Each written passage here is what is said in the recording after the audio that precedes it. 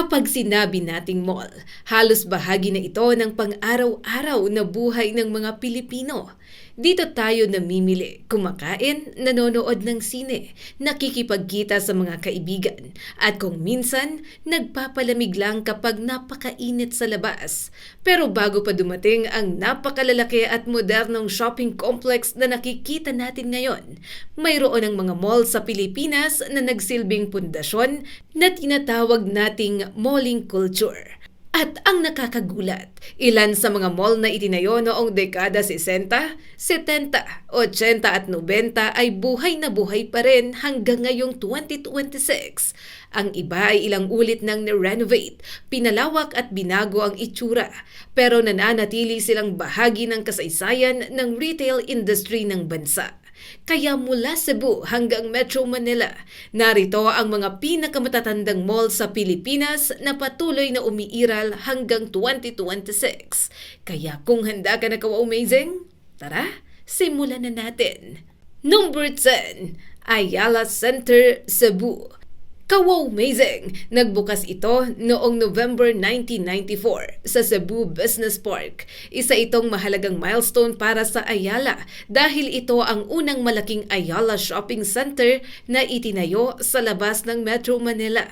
Ang mall ay naging centerpiece ng Cebu Business Park at nakatulong sa pagbabago ng bahaging ito ng Cebu City mula sa bagong business district tungo sa isa sa pinakamahalagang commercial at lifestyle destination sa Visayas.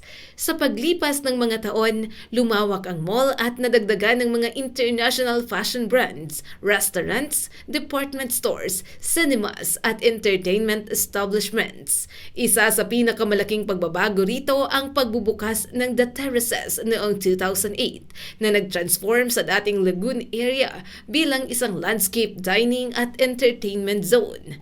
Nagkaroon din ito ng malaking retail expansion noong sumunod na mga taon. Pagsapit ng 2026, operational pa rin ang Ayala Center Cebu, ngunit kabilang ito sa malawakang redevelopment program ng Ayala Land. Ang redevelopment ay ginawa ng phased o paunti-unti upang ma-upgrade ang disenyo, finishes, open spaces at energy efficiency ng mall, habang nananatili itong pangunahing shopping destination ng Cebu. Kaya matapos ang mahigit 3 dekada, patuloy pa ring nagbabago ang Ayala Center Cebu kasabay ng paglaki ng Queen City of the South. Number 9, SM City Cebu. Kawaw-amazing! Nagbukas ito noong November 27, 1993. Napakahalaga ng mall na ito sa kasaysayan ng SM dahil ito ang unang SM shopping mall na itinayo sa labas ng Metro Manila. Nang buksan ito sa North Reclamation Area ng Cebu City. Hindi pa kasing develop na ngayon ang paligid nito. Sa katunayan, noong mga unang taon ay kailangang gumawa ng paraan ang management upang mahikayat ang mga tao. Kabilang ang pagdadala ng Manila-based entertainers at maging ang pagbibigay noon ng libreng jeepney rides para mas madaling makarating ang mga shoppers.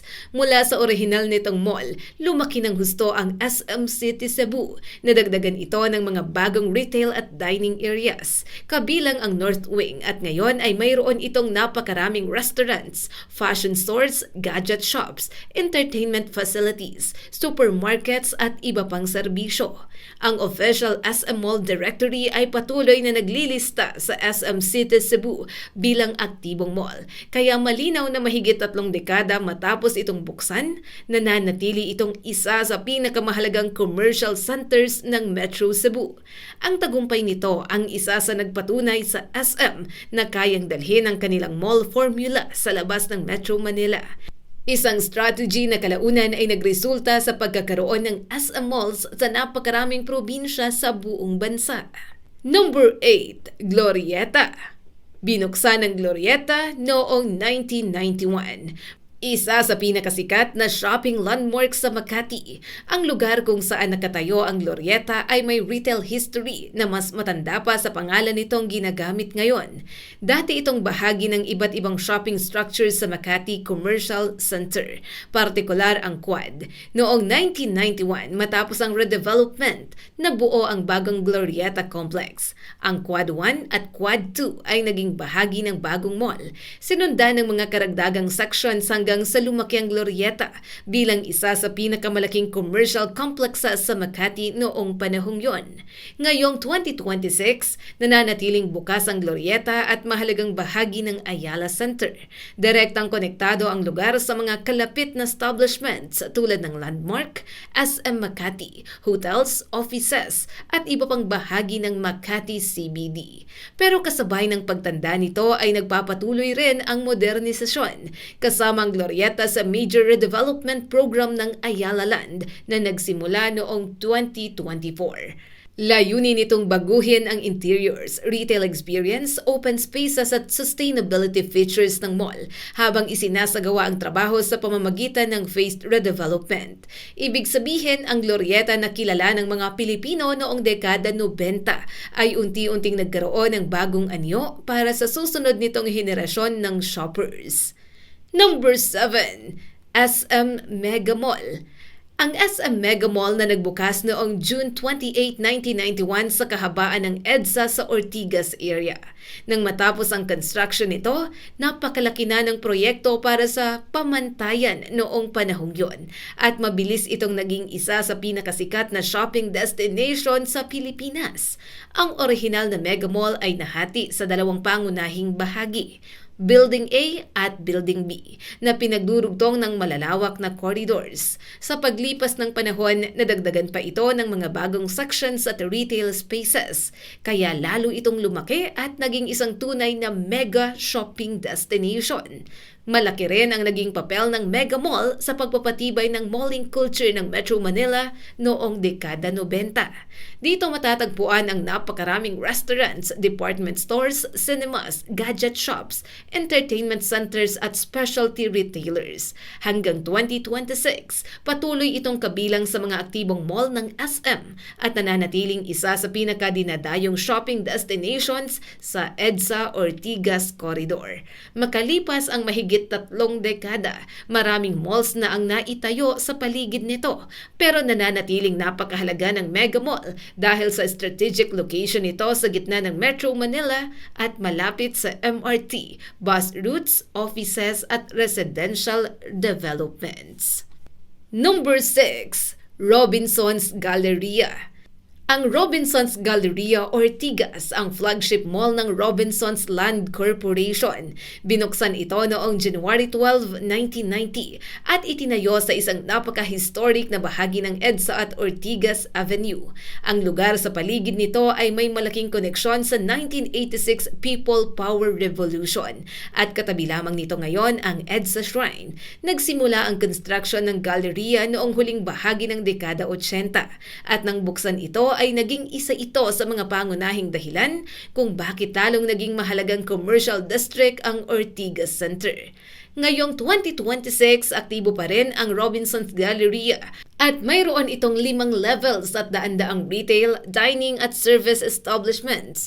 Hindi lang ito simpleng shopping mall dahil bahagi ito ng mixed-use complex na may office towers at hotels. Mayroon din itong government service facilities sa loob ng mall, kabilang ang mga serbisyong nagbibigay dahilan upang puntahan ito hindi lamang para mamili, kundi para mag-asikaso ng mahalagang dokumento. Patuloy din itong kumukuha ng bagong tenants. Halimbawa, nagbukas dito noong 2026 ang KKV at ang first Philippine flagship physical store ng Thai beauty retailer na Convi. Ipinapakita nito na kahit mahigit 3 dekada na ang galleria, aktibo pa rin itong nag-a-adjust sa bagong generation ng shoppers.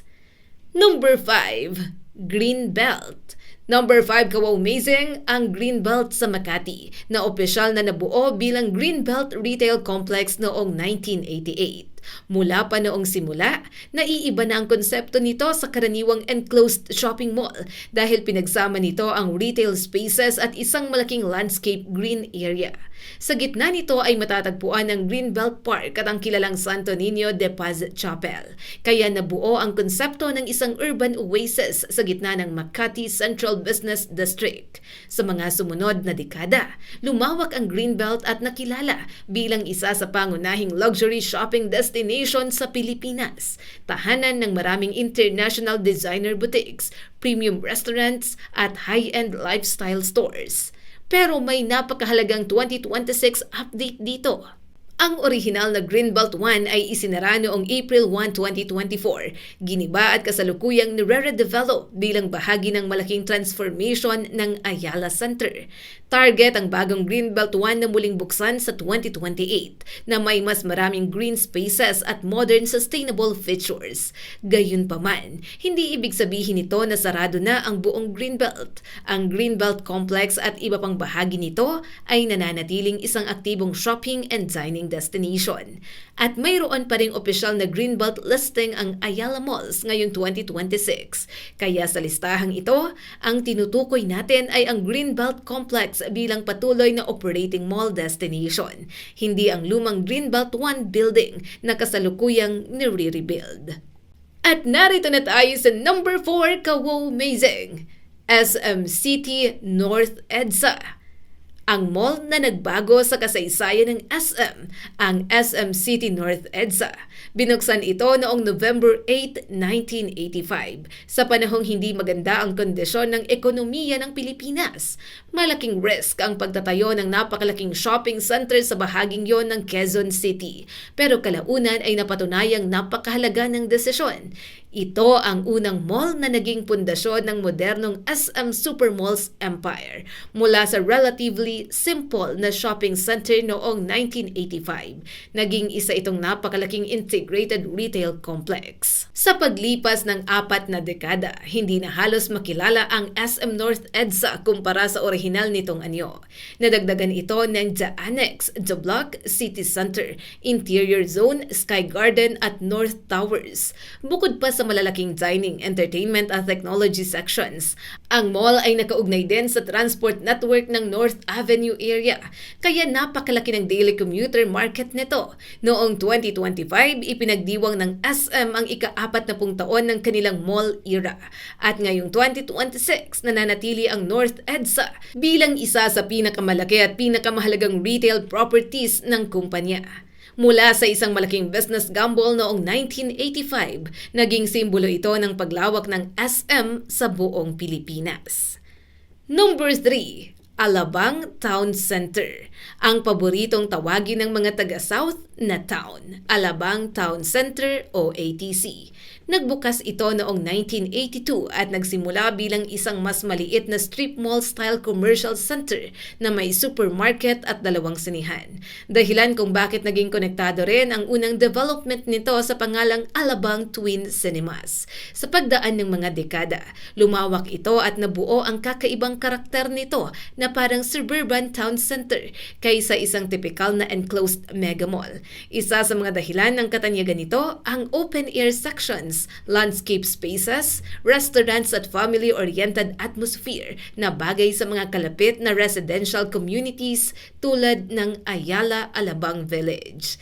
Ngunit malaking pagbabago ang nangyari pagsapit ng 2025 at 2026.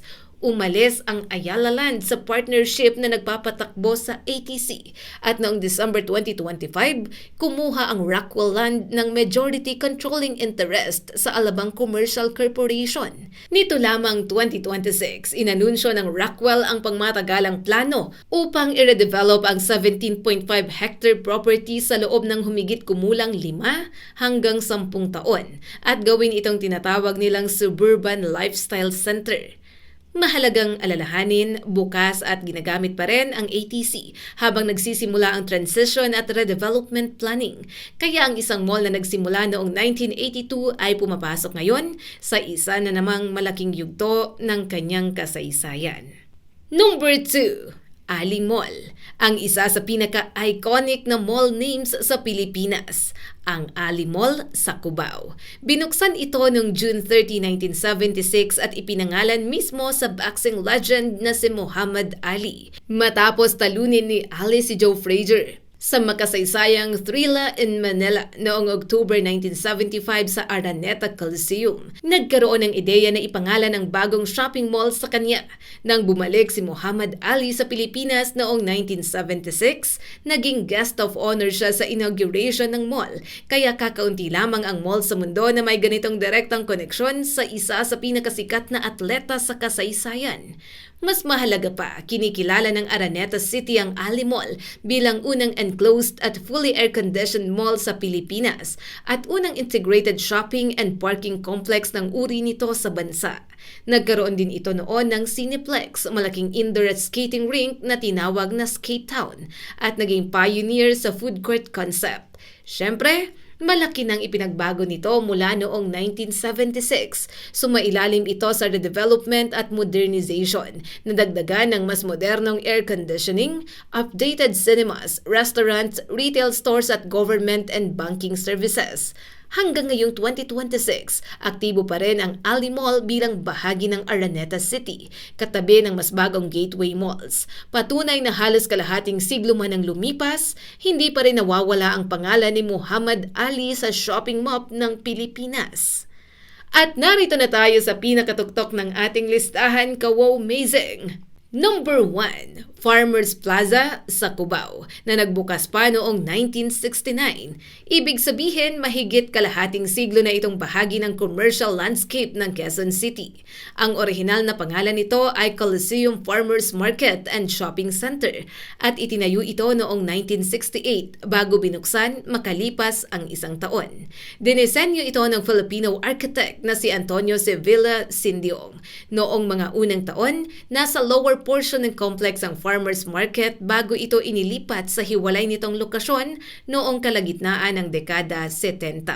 Dahil malapit ito sa Araneta Coliseum at iba pang entertainment establishments, naging mahalagang bahagi ang Farmers Plaza sa pag-usbong ng Cubao bilang pangunahing shopping at entertainment district ng Metro Manila.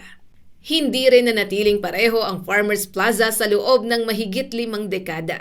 Ilang beses itong ni-renovate at modernized at ngayon ay bahagi na ito ng mas malawak na Araneta City Retail Network kasama ang Gateway Mall, Gateway Mall 2 at Ali Mall. Napakahalaga rin ang lokasyon nito dahil nagsisilbi itong gateway sa EDSA at malapit sa MRT3 Araneta Center Cubao Station, LRT2 at maraming transport routes. Ang current Araneta City Directory ay patuloy na naglilista sa Farmers Plaza bilang isa sa 4 na pangunahing malls nito.